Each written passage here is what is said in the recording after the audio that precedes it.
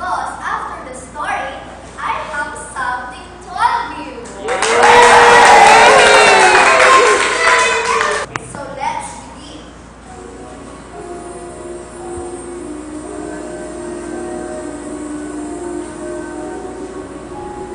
In the beginning, God created the heaven and earth. And the earth had no form.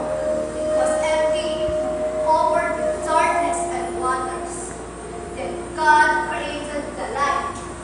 He separated the light from the darkness.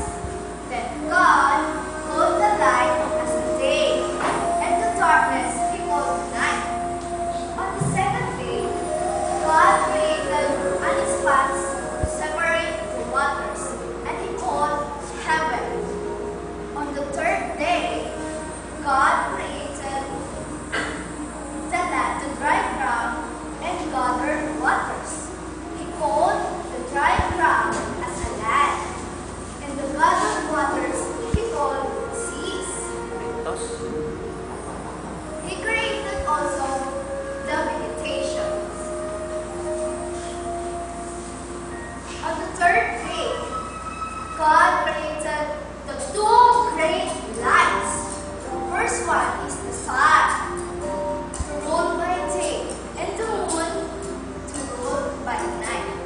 He made also the stars.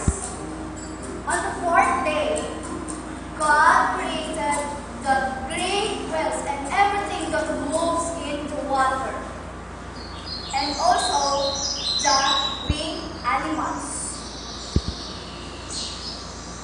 On the fifth day, God created also the animals in the earth, to fill the earth.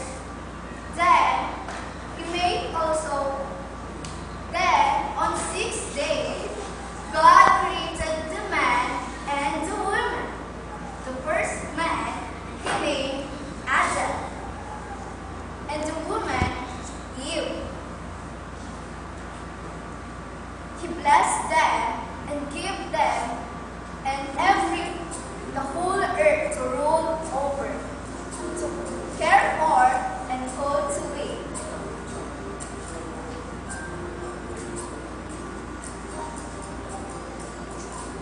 Then, on the seventh day, God finished His work, the heaven and earth. He blessed the